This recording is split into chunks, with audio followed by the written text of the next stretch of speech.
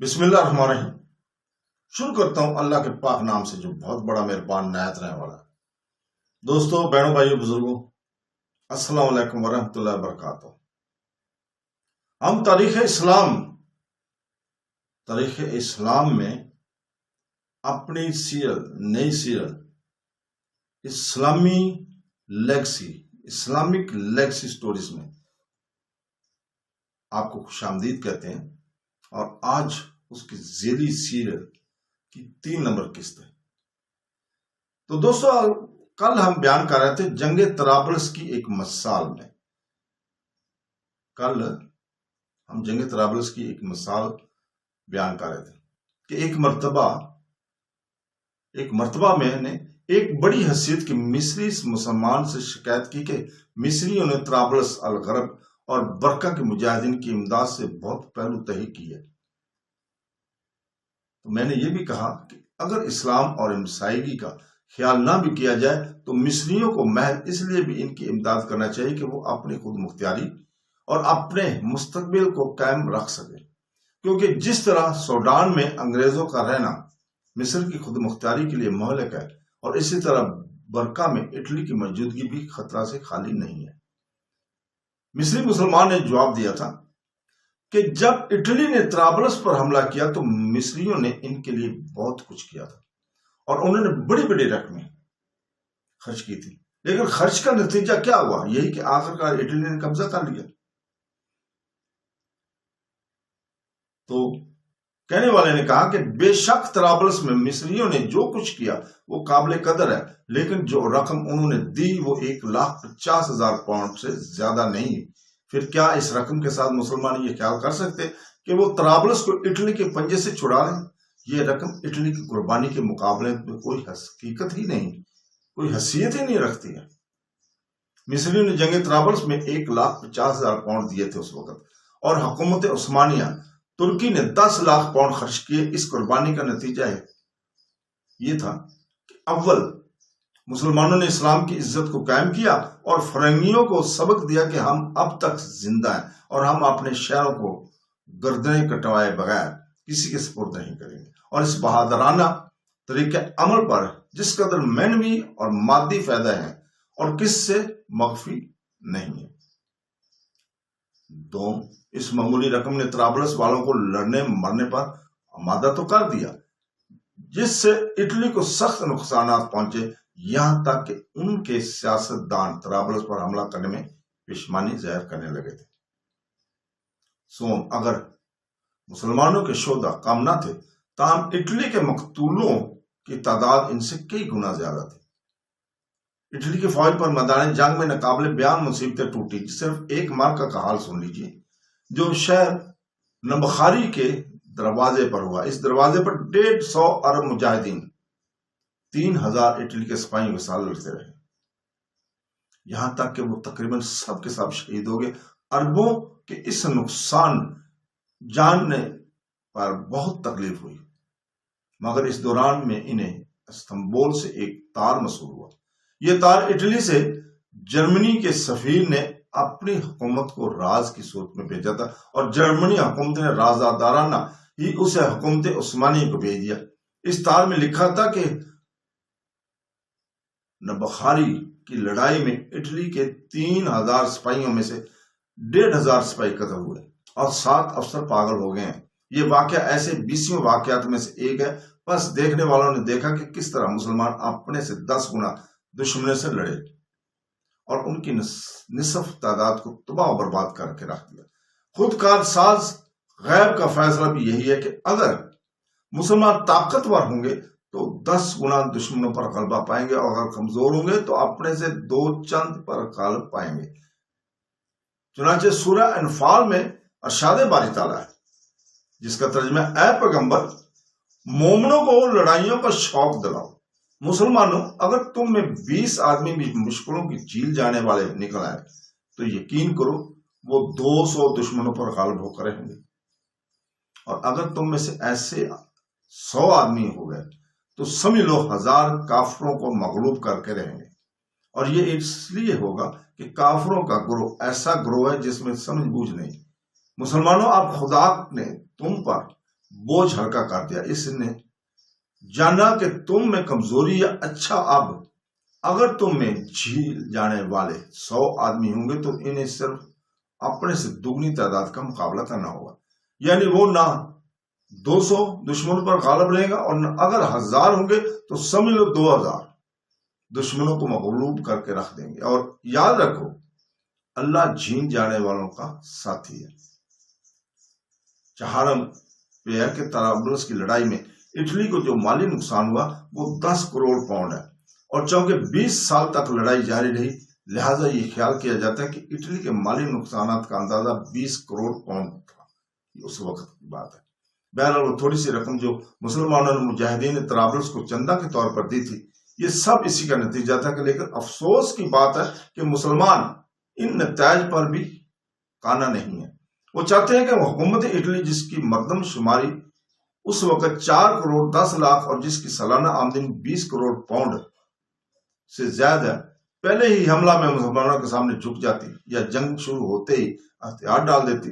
اگر ایسا نہیں ہوتا تو مسلمان بالکل حیران اور پریشان ہو کر رہ جاتے، اور بعض تو بالکل یا اس کے حل تک پہنچ جاتے ہیں جو قرآن پاک کے ہاں کفر کے برابر ہے. اللہ تعالیٰ فرماتا ہے اس کی رحمت سے مایوس وہی لوگ ہوتے ہیں جو منکر ہیں. اٹلی کی مردم شماری اور دولت وغیرہ کے متعلق جو کچھ ذکر کیے گئے اس کو اللہ پر رکھ کے دیکھیے کہ اس کے نوجوانوں میں مسلمانوں سے جنگوں اور قتال کا اشتیاق کس قدر تھا. اس کے لیے ایک الطالبی گیت کو یہاں بیان کرنا چاہتا ہوں. الفتح نے جریدہ الشرق کے 543 نمبر سے الفاظ ذیل میں نقل کیا کہ ایک 20 سالہ طالب نوجوان کے لیے سب سے زیادہ تکلیف دہ بات یہ ہے کہ وہ اپنے وطن کی راہ میں نہ لڑے. جبکہ طرابلس میں جنگ کا میدان گرم ہوا اور اٹلی کا یہ جھنڈا سہ رنگا جھنڈا اور جنگی ترانہ اطالوی بہادروں کو گرما رہے تھے. اے میری ماں اپنی دعا کو پورا کر اور رو مت بلکہ خوش ہو اور ذرا سا غور کر.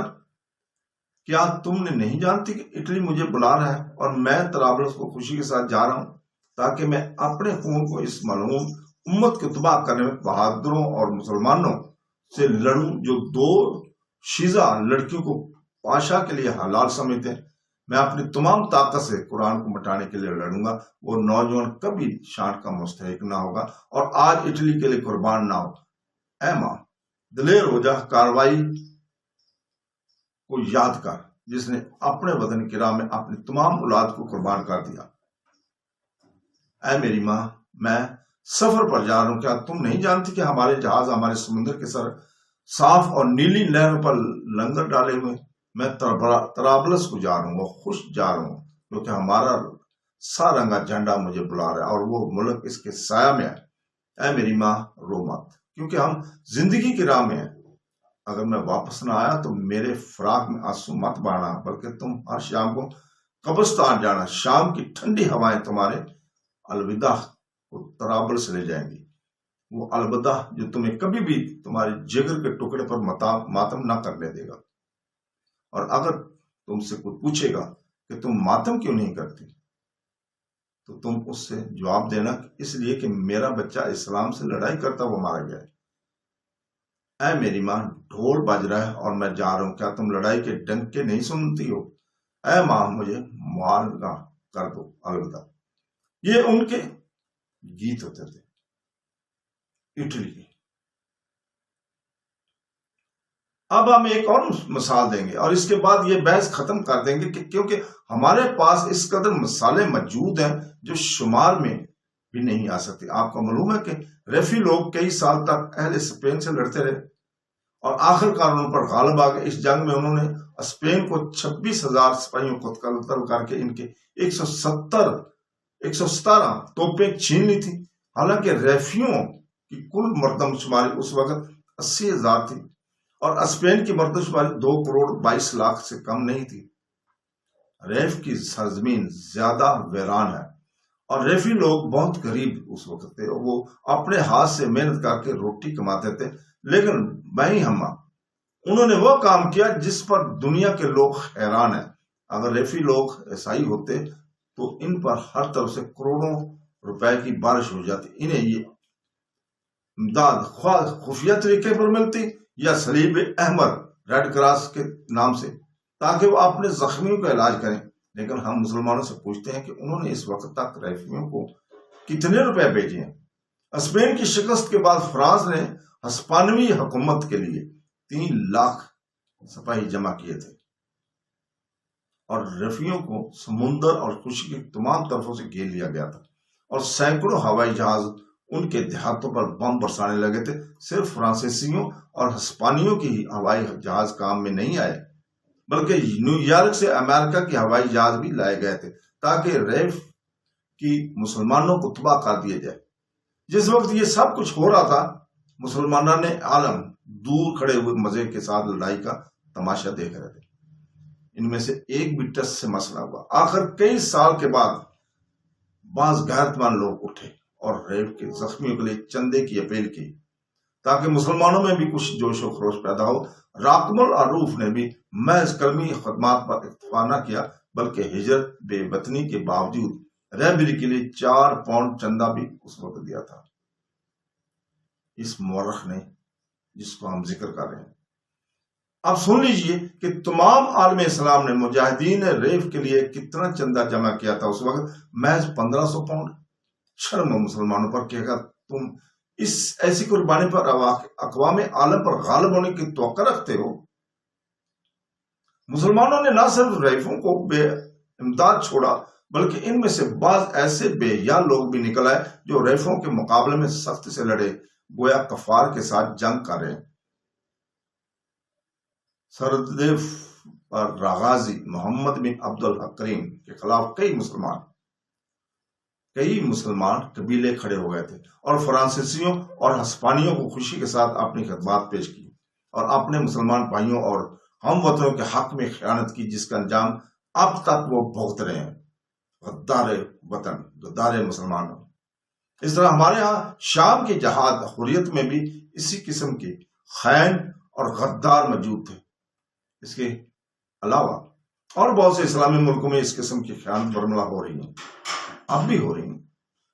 کیا پھر ایسے ہی اعمال کی موجودگی ہمارے بھائی اللہ تعالیٰ سے وعدہ نصرت پورا کرانا چاہتے ہیں؟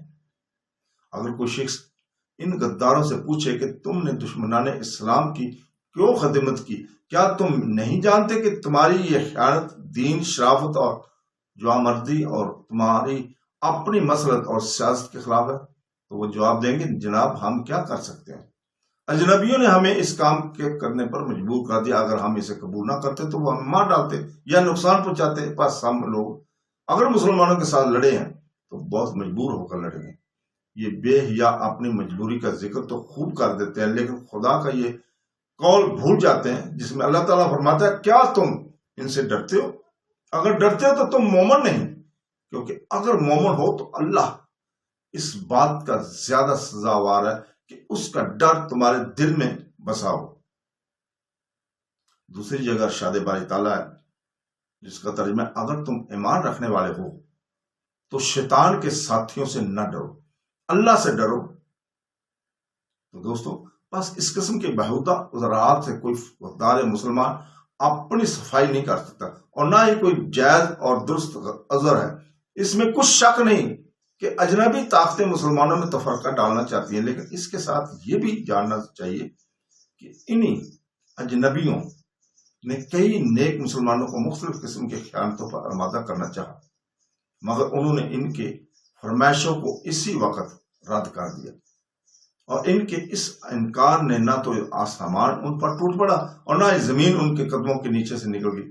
کیا آپ نے کبھی اس حقیقت پر غور کیا کہ اجنبی لوگ ان مسلمانوں پر جو ان کی خواہشات سے انکار کر کے اپنی ملت سے خیانت نہیں کرنے کیوں خفا ہوتے ہیں؟ اصل واقعہ یہ کہ شروع میں جب اہل مغرب نے اسلامی ملکوں کو فتح کیا تو انہیں بڑی سہولت کے ساتھ ایسے بے شرم مسلمان مل گئے تھے جنہوں نے اپنی قوم کے خلاف خوشی اپنی خدمات ان کو پیش کر دی اور ان کی صفوں میں کھڑے ہو گئے تھے. یہ آج بھی ہو رہا ہے. اور انہیں اپنے دین اور وطن پر ترجیح دی اور اپنے بھائیوں کے ساتھ لڑنے لگے۔ اگر شروع میں یہ بات نہ ہوتی تو کبھی کسی اجنبی کو یہ جرت ہی نہ پڑتی کہ وہ مسلمانوں کو اپنی مسلط کے لیے اس قسم کی خیانت پر آمادہ کرتا، یا زبان ہی سے ایسی بات نکالتا، یا کسی مسلمان کو اس لیے موت کی سزا دی جاتی کہ وہ ہمارے ساتھ مل کر اپنے مسلمان بھائیوں کو کیوں قتل نہ کرتا۔ یہ یاد رکھنا چاہیے کہ دنیا میں موت کی دو قسمیں ہیں۔ ایک موت وہ ہے جس کا ذکر قرآن کریم میں ہے اور جو زندہ رہنے کے لیے ہوتی ہے۔ یہ موت اس مومن کو نصیب ہوتی ہے جو کسی دشمن کو اپنے وطن سے ہٹانے کے لیے مر جائے اور موت کا جام نوش کرنے سے پہلے میدان سے پیچھے نہ ہٹے۔ جیسا کہ ایک شاعر نے کہا کہ میں زندہ رہنے کے لیے میدان جنگ سے پیچھے رہا، لیکن میں نے اپنے نفس کے لیے کوئی زندگی نہ پائی۔ زندگی تو صرف آگے بڑھنے والوں کے لیے مخصوص ہے۔ یہ وہی موت کا پیالہ ہے جو ایک فرانسیسی فرانس کو زندہ رکھنے کے لیے، ایک جرمن جرمنی کو زندہ رکھنے کے لیے اور ایک انگریز انگلستان کو زندہ رکھنے کے لیے خوشی سے پی لیتا ہے، بلکہ اسے فرض عین سمجھتا ہے اور ایک لمحہ کے لیے بھی اس فرض سے انکار نہیں کرتا۔ یہ تو موت کی پہلی قسم ہے۔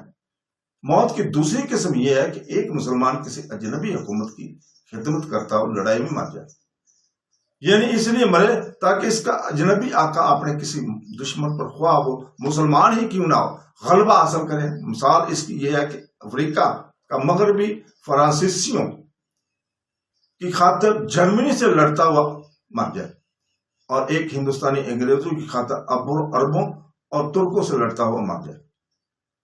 حالانکہ جب فرانسیسیوں کو اپنے دشمنوں پر غلبہ حاصل ہو جاتا ہے تو افریقہ میں اور زیادہ سخت متکبر ہو جاتے ہیں، مسلمانوں کے حقوق دل کھول کر ہضم کرتے ہیں اور ان کی جائیدادوں کو چھینتے ہیں۔ چنانچہ جنگ عظیم کے بعد ایسا ہی ہوا ہے اور ہماری اس بے غیرتی کے باعث ان کی جرت اور ہمت یہاں تک بڑھ گئی ہے کہ اب وہ بربریوں کو عیسائی بنانے کے درپے ہیں اور اس کی عملی کوششیں شروع ہو چکی ہیں۔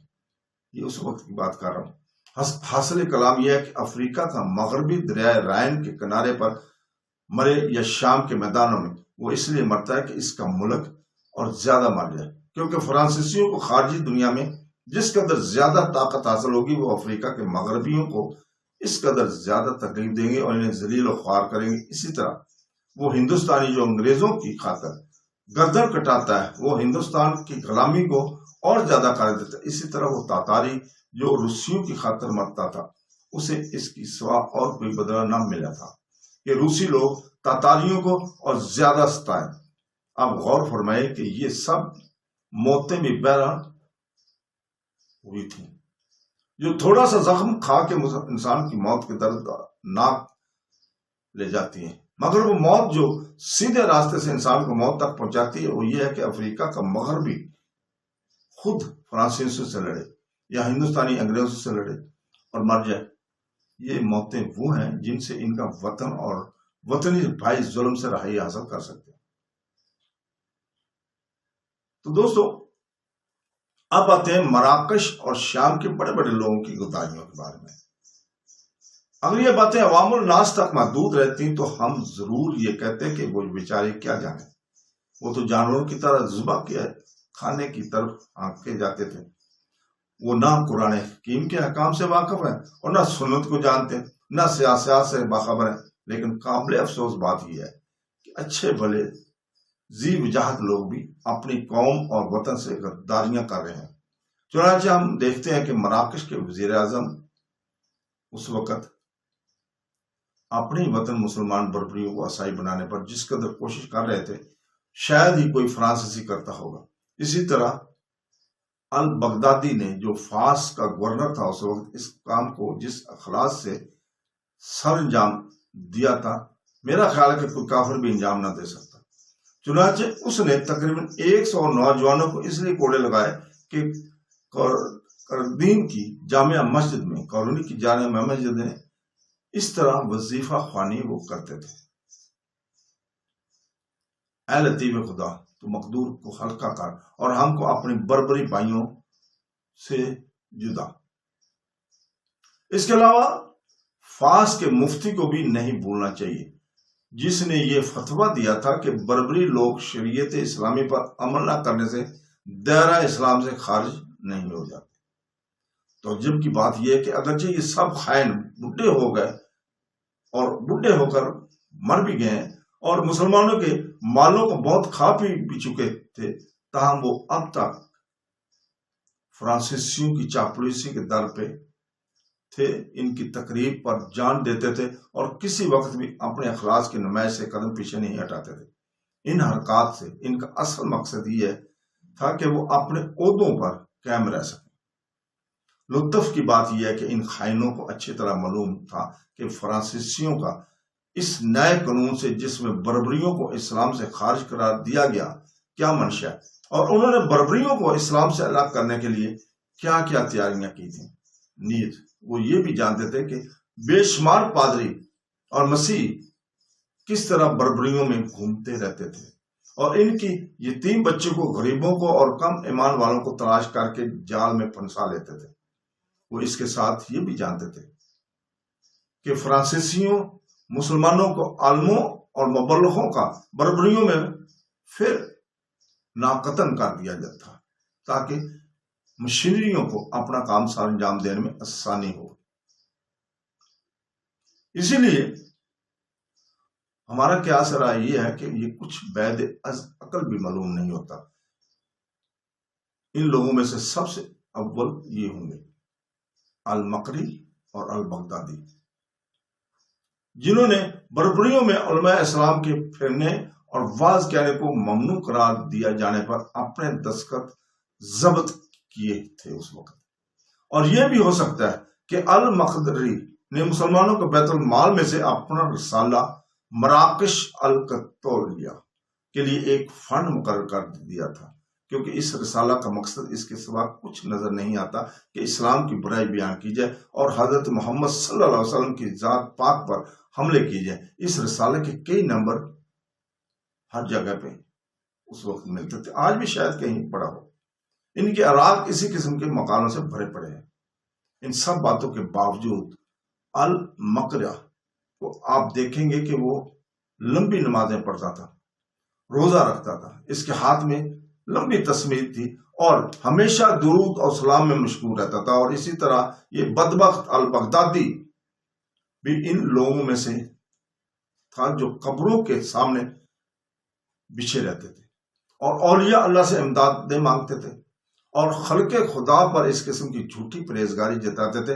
باقی رہے مفتی صاحب، تو ان کے متعلق کچھ کہنے کی ضرورت ہی نہیں ہے، وہ تو بہرحال مفتی ہیں اور اس میں کوئی شک نہیں کہ ان کے دن میں جماعت کے ساتھ 5 نمازیں پڑھتے ہیں، روزے رکھتے ہیں، تہجد اور اشراق اور وتر اور نفل کے پڑھنے میں بھی حتی الوسع دریغ نہیں کرتے۔